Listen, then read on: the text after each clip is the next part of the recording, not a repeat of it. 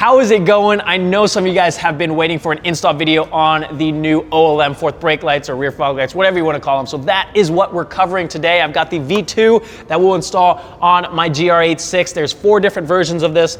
This one in particular is the clear lens with red bar. I'll install each one on the car to show you guys how they look. They also do come with a plug and play harness to make things simple. No splicing whatsoever. You just plug these in and you're good to go. The car is up in the air right now, and I know I don't have any headlights. If you're curious, follow along on my personal channel to see what goes back in those holes. But you don't have to have your car on a lift or jack stands. You can do this with the car on the ground in your own driveway or garage, and I'll show you guys exactly what you need to do. Underneath the bumper, there's gonna be 3 of these pop clips we'll need to remove so that we can get this cover off.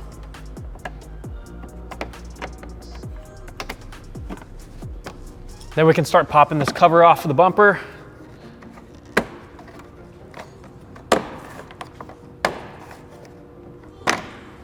That reveals 2 10mm bolts that are holding this light assembly in place.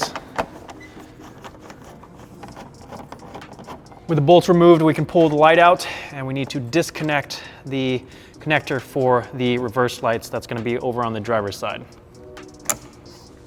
We need to remove one of the taillights to install the plug and play harness. This is obviously the driver's side, but you can pick whatever side you want. Take a plastic pry tool or flathead screwdriver, insert it into this gap here, and we're going to pry this cover off towards the back of the car. Should just pop off like that. And that's going to reveal 2 10mm bolts right here, and there's going to be 1 more 10mm bolt on top that we need to remove.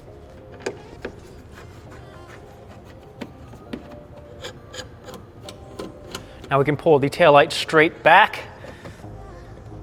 Now I've taken this taillight off multiple times, so it's a little bit easier for me to do it, but if it's the first time taking the taillight off the car, it's going to be a little bit more difficult. Once it's off, we'll unplug it.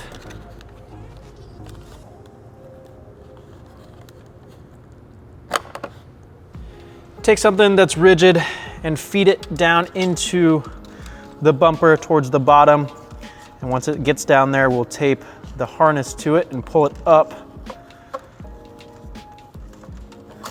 to get it where we need. Now you could just take the harness and feed it down there. That might work, but if you're working on the ground, this is probably going to be a little bit easier for you. So underneath the car, you can see I've got this fed down and taped the harness to it. So in theory, now we just pull this straight up and it should go where we want it to go. Let's see if it works. Ta-da! For the plug and play harness, you'll connect it directly to the harness on the car and connect the harness that we just fed through to the bottom. We're going to tuck this down here and just leave this connector that's going to go to the taillight. We can plug the taillight in, get it reinstalled, and go back down to install our new fourth brake light. Feed the other end of the plug and play harness through the same hole where the reverse light harness comes out of. We'll get these plugged in, and then we can slide the light into place. You will have some excess, so just zip tie that and tuck it back behind the bumper.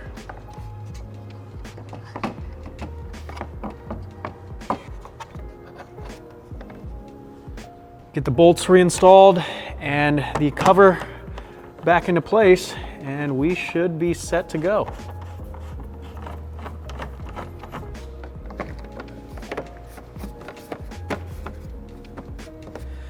Hopping inside the car, I'm gonna run through the functions with you guys. We'll turn the lights on first. You can see that there is a startup sequence when you turn the lights on. It essentially runs through the different functions with a sequential show mode, but in the end, the running light is gonna be the 2 bars on the bottom. I'll step on the brake next. That is gonna be the chevrons on top and the middle portion that blinks. That's the F1 function. And I'll turn these off and go into reverse, which is also the middle section that'll flash and then go solid, and it turns the bars on the bottom on as well. So we'll go back and I'll step on the brake without the lights on.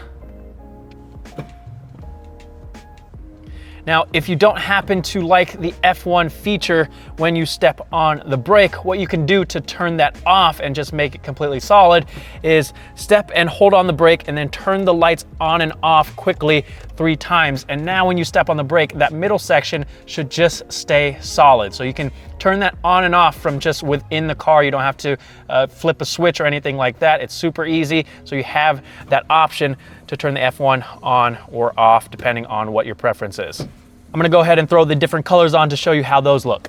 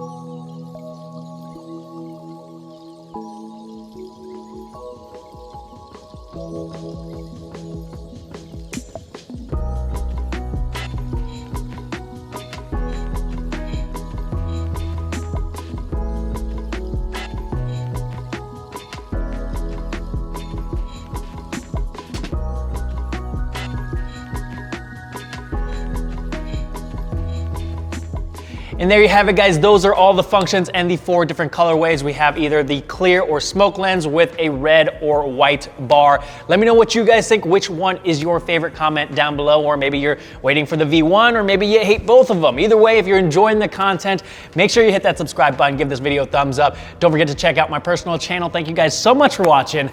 I'll see you guys next time.